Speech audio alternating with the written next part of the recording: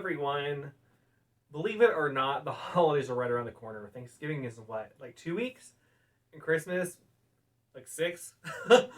This is the time of year where everything's supposed to be super fun. You find gifts for somebody, you get to decorate in fun ways that you usually don't any other time of year. You get to see friends and family. But let's be honest, there's still a lot of stress involved. And that's what today's video is all about. How to manage stress when it comes to the holidays. My first tip for managing stress is meditation. I know meditation kind of sounds a little hokey. Trust me, I was there with you too. But I've definitely learned the value of meditation. It helps you be more mindful. It kind of reels you back in. That would be Sable. Hi, Sable. She's just below the camera. So it kind of reels you back in, kind of puts you in the moment. I found meditation really useful back when I used to work at a flower shop, especially around the holidays like Valentine's Day when we were super busy and there's so much hecticness going on around you. I eventually learned meditation in that sense for me was working on that one arrangement in front of me. When we think meditation, we often think, you're sitting in a corner of a quiet room, you have your hands. I'm sure that I know there's a word for having your fingers like this, but you're quiet. That does not have to be meditation. Meditation looks different from everyone.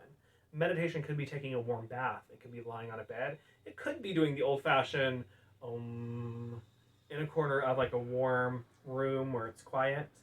For me, in that moment, I found meditation very useful in building an arrangement and just being conscious in that moment of just what was happening right in front of me, rather than everyone talking around me, deliveries going in and out the door. In that moment, meditation was extremely useful, and I kind of realized how important meditation really could be when it came to actually applying it to my life in that situation. So meditation is always a prime example of a stress reliever, even if it means going on a walk. So try meditation out for yourself.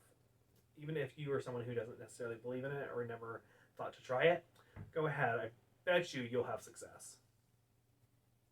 My tip number 2 is having a go-to stress plan. As someone who used to suffer really bad from full-on panic attacks, I have learned to manage them by having a go-to plan that I worked with my therapist for, but you don't need to go to therapy to create a plan that is useful to you. Meditation, the previous suggestion, can also be a part of that plan. What are you going to do when a stressful situation arises? Sometimes that could be going for a walk, getting out of the situation until you have a moment to think more rationally. Again, meditation is always a good choice for that. When it comes to, usually when you're in those stressful situations, your mind kind of goes out the window. So thinking of what you can do in that moment to calm down usually is the last thing on your mind. So having a go-to plan for when that moment arises that you can just jump on is always a smart idea. One suggestion I had was to create a sensory bag, if this is a good idea for you. If you have just a small little satchel or pouch, putting in objects that, I don't want to say tantalizes the senses, but in lack of a better word, something you can see that makes you happy or calms you. Something you can smell, like an essential oil that calms you. Maybe taste, that could be gum or mint, something that won't go bad. Something you can feel, a textile surface that calms you. Something you could even hear. For me, when I used to do this process, I had just headphones in that I could easily plug into my phone so I could listen to ASMR or calming music, since it's kind of hard to carry something around with you that is sound oriented. But it was kind of a go-to. It was a way of having a plan ready for that moment when it came up. So being prepared is definitely my number 2 stress reliever. Talking about having a plan is number 3 on my list. I am an event planner. That's what I do. I have schedules and planners out the wazoo. Just ask Ortega. I feel like I change them every week.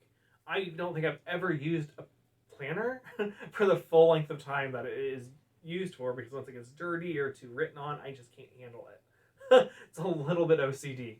But I have the physical planner. We both share a planner on our wall, which is like a monthly planner, so we kind of know where each other is, or if we have joint events that we are attending together or doing, or if there's something that we need to do for Sable, like she needs to go to the doctor's.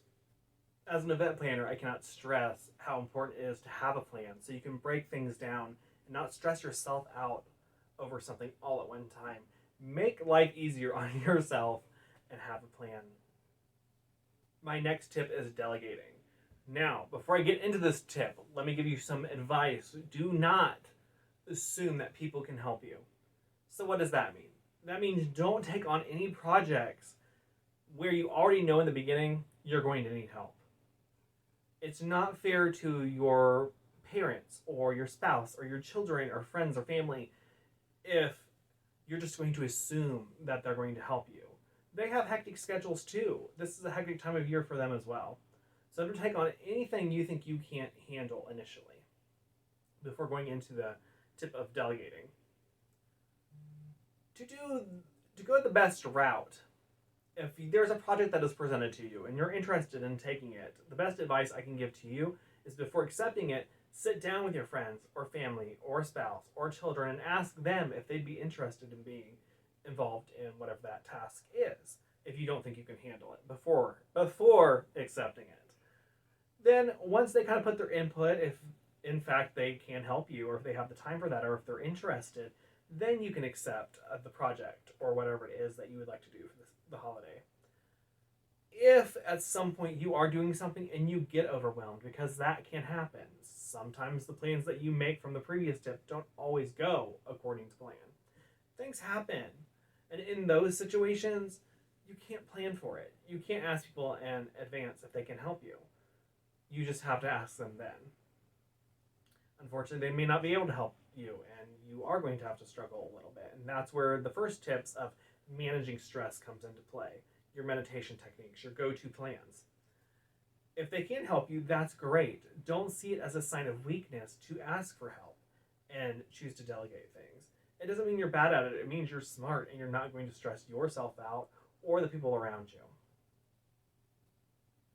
This time of year isn't just bad when it comes to stress. It's also bad for anxiety and seasonal depression.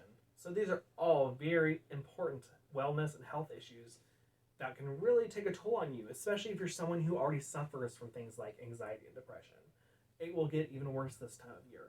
So you really need to be mindful of that and be mindful of who you are as a person to know how the season affects you. If you naturally do have seasonal depression, it may not be in your best interest to take on more tasks than you can handle. Or it may be the reverse. Maybe you respond better to having things to do. And actually having these activities helps you from being depressed. So it may be better for you to take more things on. It's all about being mindful and knowing who you are so that you can effectively help your well-being and health, especially during this hectic time of year. When that being said, the tip is to talk it out. Whether that be a spouse, your friends, your family, maybe a mental health professional like a therapist. This is definitely the time of year you want to let those feelings out. Sometimes when you talk it out, it's not just about finding a solution, because let's be honest, we're all stressed and sometimes we all don't have solutions, but sometimes just talking about it is the solution, especially when it comes to stress. You can just vent those feelings. More than likely, your friends and family are going to be venting them too because they're dealing with the same issues, and you can just let them out. Sometimes venting, talking it out, may also have somebody step up to help you. It may come back to delegating. Maybe somebody will see your stress and be like, hey, can I offer you some assistance? In which case, if you need it, don't be afraid to take it. So make sure you talk it out. Make sure if you see yourself spiraling or heading down a direction that is not good for your well-being and mental health, make sure people know. Make sure your mental health care professionals know. And make sure you're willing to talk it out to get that stress off your chest. My final tip, and probably the most important one, is time off. You deserve it. You don't have to do it all just because it's that time of year. We oftentimes think we have to go Christmas shopping for gifts. We have to get the food. We have to make the cupcakes and the desserts for our children's holiday parties. We have to do the holiday things at work, and we are not allowed to say no. Maybe we just naturally feel that way, that we can't say no. This time of year makes it worse because you're supposed to be all about good spirit and cheer. Well, that can only go so far when you have no energy. You are allowed to say no. Let me repeat that. You are allowed to say no. If you don't think you can handle another task at work, say no. That doesn't make you a bad employee. If you cannot make even more cupcakes for a child's school function, say no. That doesn't make you a bad parent. If you cannot host both Thanksgiving and Christmas, that doesn't make you a bad host or a bad family member. Say no. You are allowed to say no. You are allowed to take time off. This time of year is supposed to be enjoyable for everyone, and that includes you. We oftentimes forget that, especially mothers. Especially mothers and women who feel like they need to caretake the world don't get to enjoy these times like they should. And you are allowed to enjoy them, just like everyone else is. So don't take on more than you can handle that will stress you out. You deserve to be happy this time of year, just like everyone else. Remember, this holiday is supposed to be fun. This entire holiday season is supposed to be fun. And yes, unfortunately, stress does come along with that because fun is an activity and you gotta kind of have to put it together. So just be mindful of that. Use some of the tips that we talked about today to kind of relieve the stress or kind of slow it down before it even starts happening. It's a great idea to plan in advance, like we said, have those go-to plans, talk it out when you need to, and take time off. You deserve it. So if you like any of these tips, make sure you like the video, subscribe to our channel, follow me on Twitter and Instagram, and I will see you next time, guys. Have a great holiday.